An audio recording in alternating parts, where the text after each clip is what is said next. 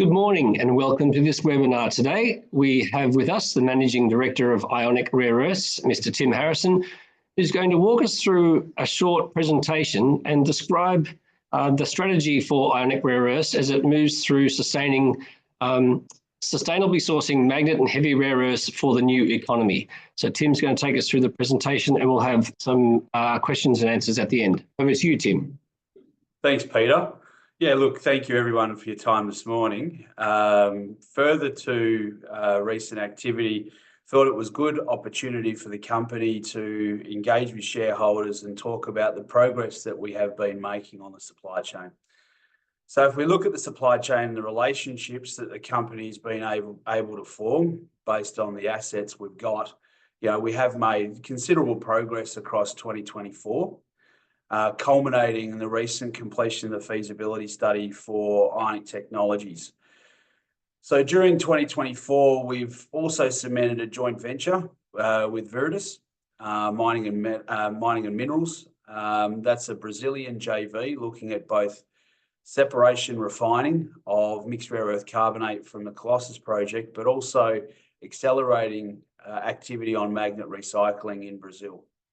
And then at Makuutu, we've been producing mixed rare earth carbonate and taking that now to the point where we're engaging on offtake on the back of the mixed rare earth carbonate products we've produced.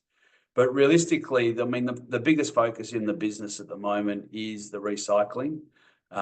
It is what we think is the fastest mechanism to building an alternative supply chain for customers and partners that we're working with in those Western supply chains.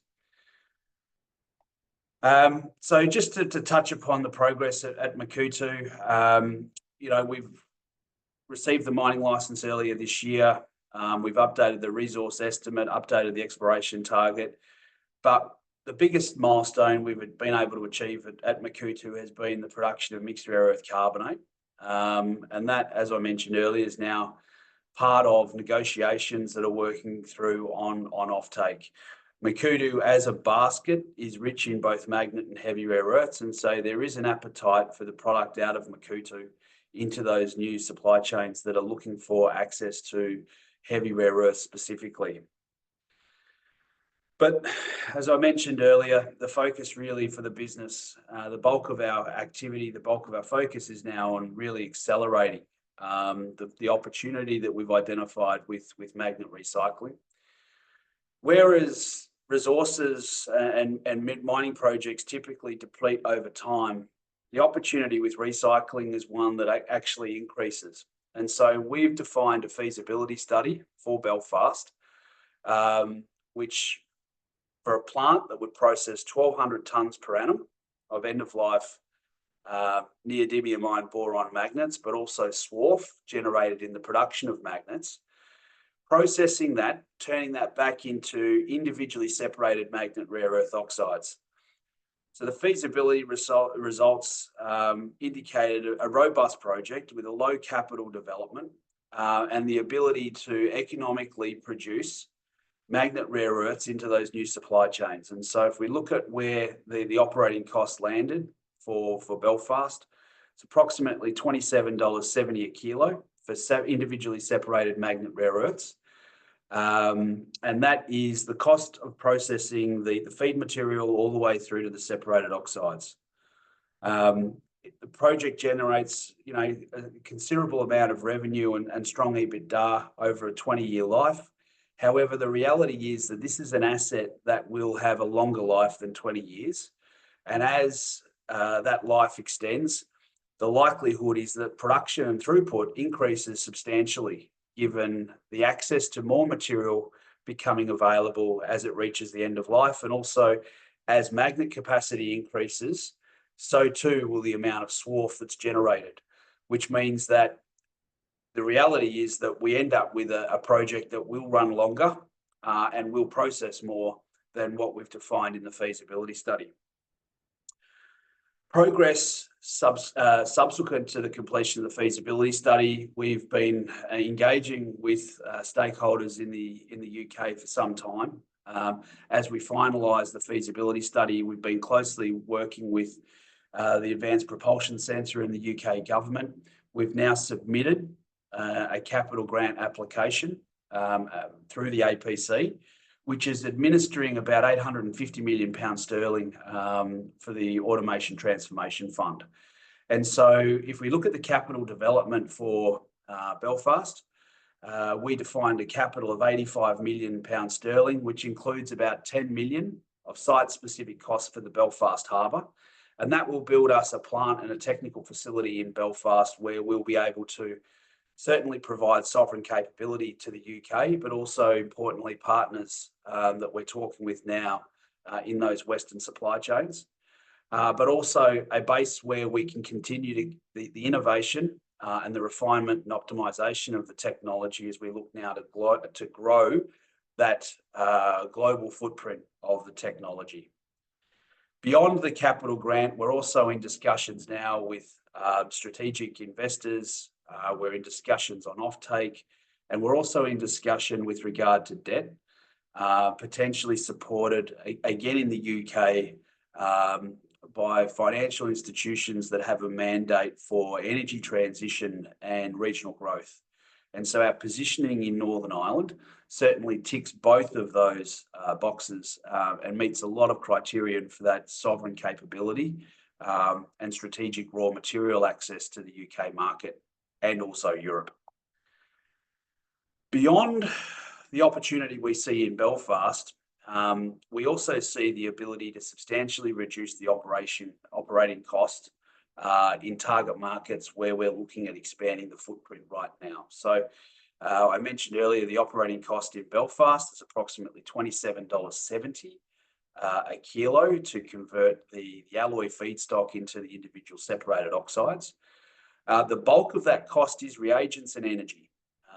And so as we look to other potential markets, we zero in on those locations where we anticipate significant savings across the energy footprint of the project by tapping into lower power costs. And those lower power costs also afford the ability for lower reagent costs. And so there is an incremental benefit for us as we look to now scale out the technology into those markets. Beyond the opportunity that we're presenting with Ionic Technologies, our ability to now be a key enabler of policy, specifically policy like the European Critical Raw Material Act, means that we can now deploy the technology in the backyard of Western governments that enable them to have sovereign capability, domestic capability, and the ability to integrate recycling as part of an overall strategy to help fill the massive deficit that is forecast on strategic raw materials like neodymium, praseodymium, dysprosium, and terbium, which are the magnet rare earth elements that go into the production of neodymium iron boron magnets. So we do see the technology having immediate capability to scale into those markets and presents the company with the ability to not just build one project, but multiple projects in those target markets. The technology and our path towards where we are today, really started with the acquisition of the technology in what was Seren Technologies back in early 2022. We've successfully demonstrated the scale up through piloting and demonstration plant with the support of the UK government via grants and commitments.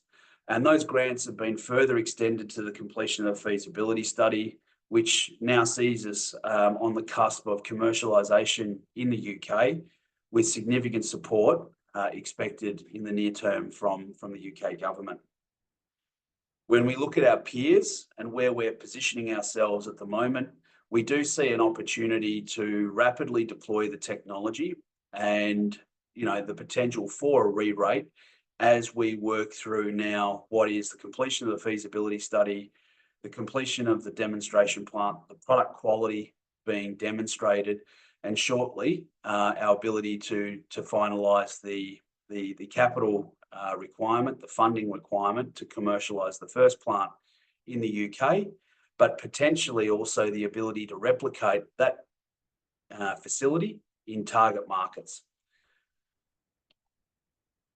Want to just also touch upon the importance of the opportunity that's emerging in Brazil. So what we do see, and we've had some really strong engagement from stakeholders in Brazil, is our ability to rapidly help that Brazilian market, that Brazilian rare earth supply chain start.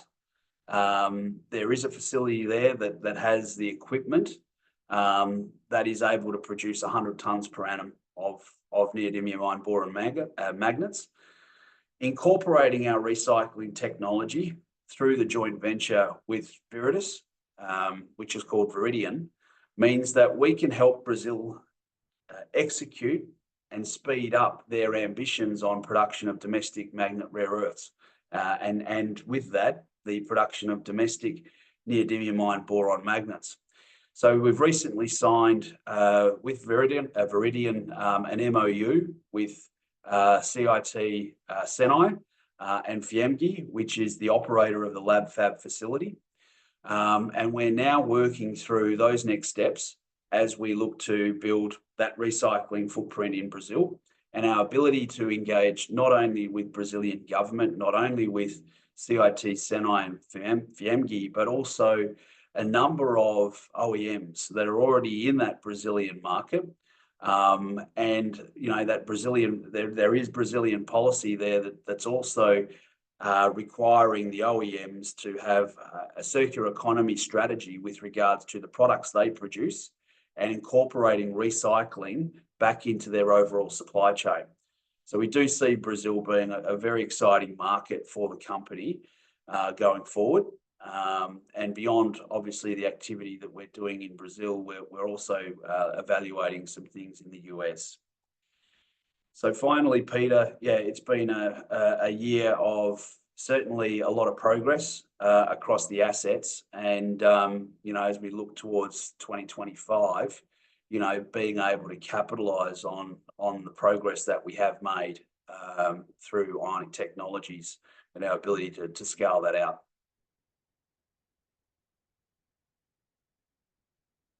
Thanks, Tim. Get my video on here. A nice comprehensive update on what's happening with Ionic Technologies and the magnet recycling. And I have some questions here, some of which you've already covered, but I think it's worthwhile taking a bit more of a dive into the strategy. First one I have here is Ionic has announced it's applying for more funding from the UK government for the Belfast plant. Can you outline the process on that application? Yeah, so we've been engaging for a number of months with stakeholders in the UK, notably both the APC and the Department of Business and Trade. So with the APC, we've been having weekly calls and discussions about the next step beyond the completion of the feasibility study, but now working towards the commercialisation in the UK. The APC has identified those capital grants and programs that would be suitable for Ionic Technologies. And we've been working through the finalisation review on applications to make sure that we have an application that meets all the criteria that they're looking for, but also engaging across with the new UK government on what we're doing and what the opportunity presents. So there's been a lot of engagement, a lot of work from the team in the UK, and on the back of the completion of the feasibility study, we had all of the inputs required now to lodge that application. So we lodged that application last week. And we expect that we'll have feedback on that application, and it's a considerable capital grant application. We expect that we'll have a positive feedback on that in the first quarter of next year. And Tim, following on that, I think you've had some great visitations at the Belfast plant. I think there was a royal there and a few department heads from the UK government. In backing the company with funding in the past, does this increase your confidence in getting further financial support? How strong do you feel that they are engaged with you in what you're doing? Yeah, look, earlier this year we completed our first grant program with with the APC actually. So on the back of the success that we've been able to demonstrate through the delivery of the demonstration plant, which was, majority funded by the UK government, majority funded by the APC, we've been able to demonstrate that as a business, as an organisation, we are a partner that can deliver on those commitments. And that's put us in a strong position to now look at the capital requirements for the commercialisation in Belfast. That's also put us in a position where we've had an open dialogue with the APC over the course of this year, as we've looked to finalise the feasibility study, but also understanding what additional mechanisms are available for us in the UK to help bring sovereign capability, bring supply chain security in order to support the million jobs in the UK's automotive sector. So I think our actions, our deliverables have really put us in a great position now to capitalise on that capital grant application and provide a significant cornerstone commitment on this first plant in Belfast. Thanks, Tim. And you had a mention in the UK Parliament by the Minister of State of both the Department for Energy Security and Net Zero, Sarah Jones, and the Department for Business and Trade. Can you elaborate on the indication of support to date that's continuing within the UK strategy for critical raw materials? Yeah, look, I think where we are and the opportunity that we've got in the UK is a considerable one. I mentioned previously there's about 1 million jobs in the UK auto sector, and a big focus with those jobs is migrating those, a substantial amount of those jobs from the manufacturing of internal combustion engines to e-drives. So the electric motors that are going to go into UK-made automotive, but for that matter, European-made automotive. And so to build those e-drives requires security across all of the components that go into that. Now, for us, one of the most important components is the production of neodymium iron boron magnets. And so the role that Ionic plays in helping to establish that sovereign capability, that secure supply chain, is considerable. We're able to do that with recycling. There's less common metals, which is a metal and alloy manufacturer in the UK. I think eventually, potentially, there is a magnet manufacturer that also comes to the UK. And so with recycling metals and alloys and magnets, we then have an ecosystem that can support the development of a number of EVs. And, if we look at the commercialisation of what we intend to do with Belfast, that pretty much well aligns with, the programs and the ambitions of our collaboration partners in the UK, being Less Common Metals and Ford, to build that UK supply chain. So I think we're positioning ourselves strongly with support of government. I met with Sarah Jones, the Minister, in October in London.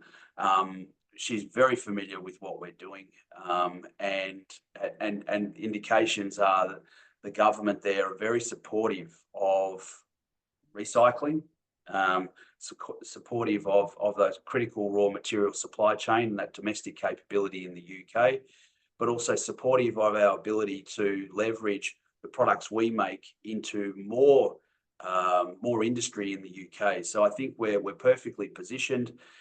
With regards to our positioning in Northern Ireland, it is a big focus for the UK in regional growth.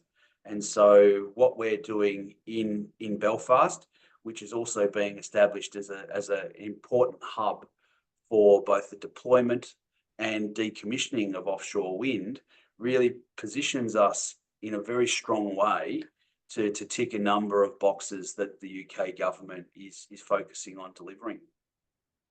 And Tim, the feasibility study delivers some real numbers that those departments and other funders can look at and then model their participation with you in. That's right. On the back of the feasibility study, there's actually their numbers now that we can now progress discussions that will support the financing of that commercialisation in Belfast. but also the outputs of that study also enable us to understand, we've got an operating cost model there. We can understand those other jurisdictions, the appeal of bringing the technology to other markets like Brazil and the US.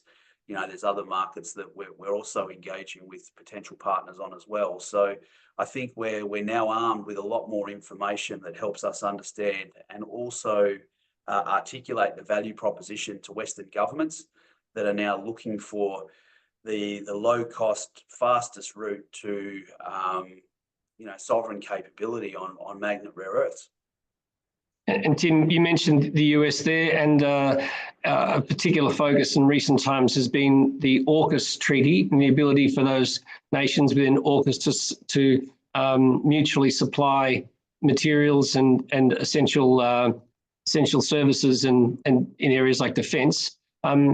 How do you see the strategy that you're running out here fitting into the overall AUKUS plan? Yeah, look, the company has been engaged in a number of discussions across that platform because of the sovereign capability that technology can deliver. So whether or not that's, around advanced manufacturing, it's around energy transition, sovereign capability, but also, these are materials that also have significant demand in military and defence. So we will make products that will have a home in a number of industries. And beyond those industries, we continue to engage with those stakeholders about our ability to replicate what we intend to do in Belfast to be an alternative supplier of magnet rare earths. Tim, Brazil has been another focus area for Ionic. You've given a bit of an update there. Can you speak further about the opportunity that Ionic has in Brazil and the support from that government?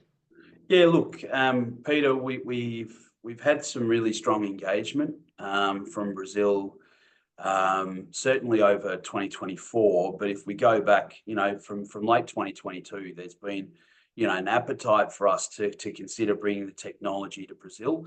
It was very early in our journey to contemplate it at that point in time, but certainly as we've now developed the technology to the point where we've demonstrated the commercialization, we've demonstrated the process, we've got a feasibility study that demonstrates the commercialization of it.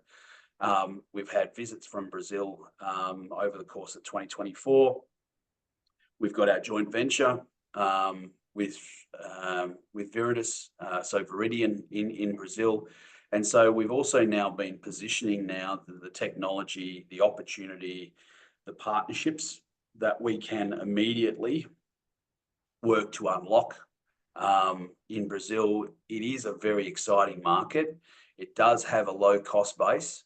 It does have a substantial potential primary supply, but in order to really extract the value of that primary supply, there's a lot of downstream capability that needs to be built. So, there is refining capacity that needs to be built. There is metal, alloys, and magnet capacity that needs to be built. Brazil and the Brazilian government, our discussions with stakeholders there really focused around our ability as an organisation to help Brazil develop and deliver its ambitions on more of that value addition happening in Brazil. And I think through recycling, we can start to demonstrate that supply chain. We can start to demonstrate the relationships, the capacity, the development of human capital, of the people that are going to run these plants. We can demonstrate the specification, the quality of the product, working with ultimately that customer base that's already there in Brazil, that's looking for that Brazilian domestic capability also. I think we're, in a really, it is a very exciting jurisdiction. It is a very exciting opportunity for the business now to be that little bit more advanced in building now the relationships, demonstrating what that supply chain will look like in Brazil. And it affords us an ability to also be ahead of the pack in a very exciting market that will get a lot bigger in time, and we'll be developing those relationships with the customers on the back of the products that we'll be producing. So, yeah, I'm very excited about what Brazil has the potential to become. And Tim, I think you just covered up the key there. The metals recycling plant in Belfast is tried and tested and proven. We've got a feasibility study on the expansion of how that will look.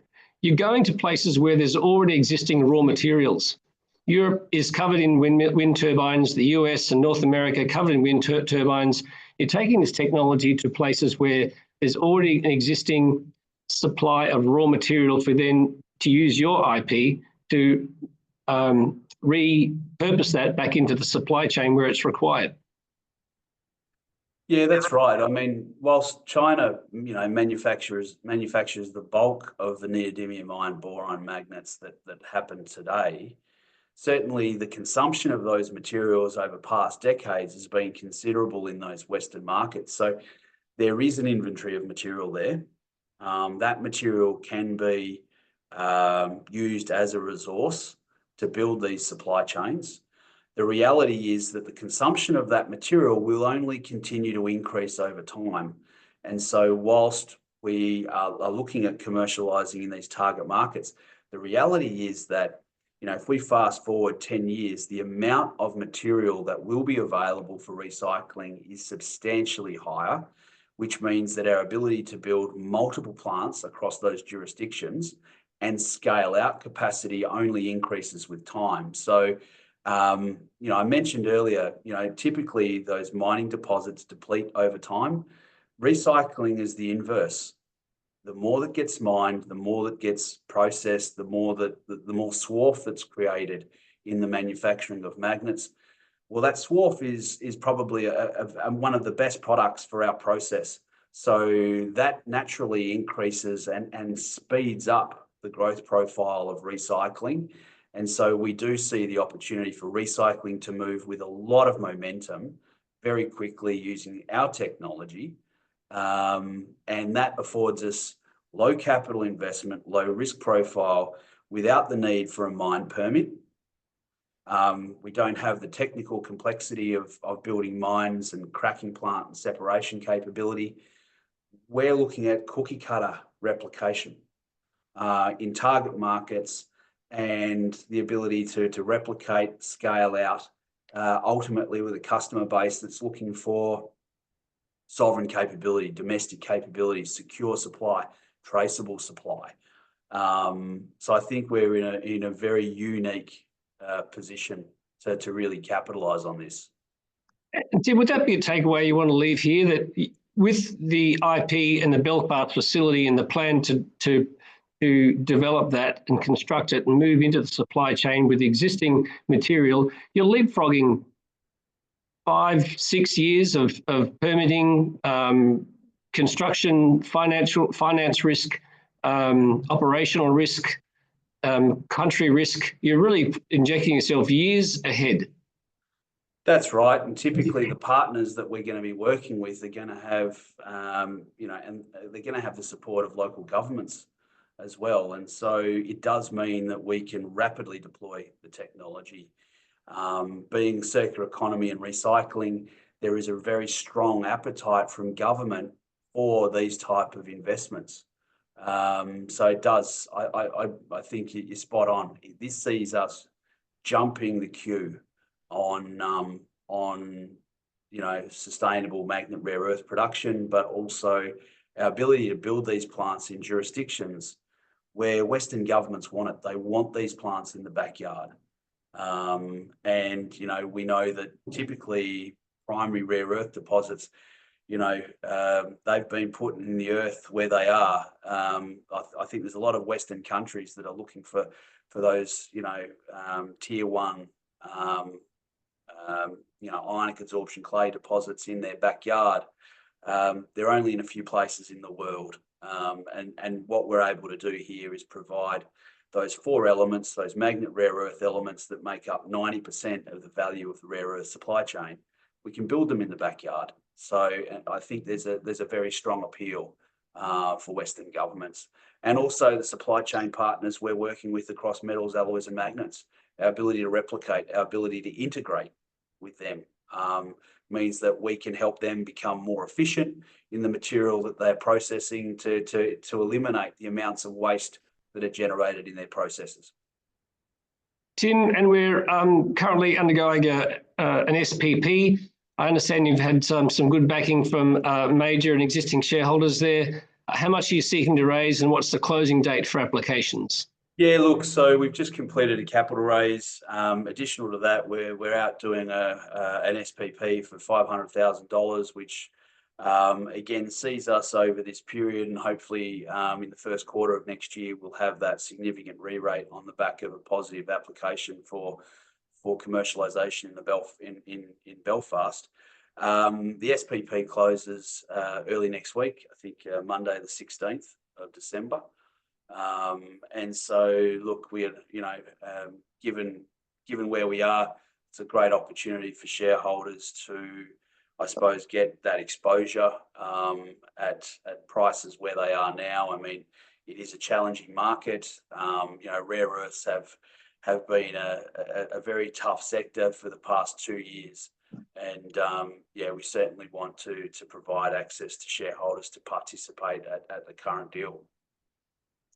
And by participating through the SPP, the funds go to the company for its operating activities rather than purchasing it on the market. Those funds are not available for the company's use. So just remind people of that. Tim, a couple of things to leave for shareholders to look ahead. What milestones do you want shareholders to look forward to for those that are participating today and existing shareholders? Yeah, so Peter, I think where we see the business now, we've really been in this transition from what was a company focused on primary assets, 4 or 5 years ago, to now being more focused on building the supply chain on the back of recycling. So with a feasibility study recently completed, we're now moving forward with that commercialisation plan in the UK. We are expecting, an indication on the capital grant application in the first quarter of next year. That will then support the ultimate final investment decision, which we're looking at making probably around the middle of 2025, with our plans to be in commercial production late 26 and ultimately bring revenue in at that time. So our focus, our activity right now is all around what's happening with Belfast, commercialising Belfast, and moving that towards ultimately revenue generation. In Brazil, again, we've had positive meetings there over the course of the last week. We're continuing to look at how we can accelerate that, and we expect that there'll be news on some of the progress that we're making in Brazil in the first quarter as well of next year. Thank you, Tim. There were quite a number of questions coming through today, and I encourage anybody that didn't have their questions answered, send them through to peter@nwrcommunications.com.au. I'll make sure Tim gets them. He's keen to make sure he engages with all those shareholders that have questions directly. And I thank you for your time here with this webinar, and thank you, Tim Harrison, Managing Director, Ionic Rare Earths. Thanks, Peter.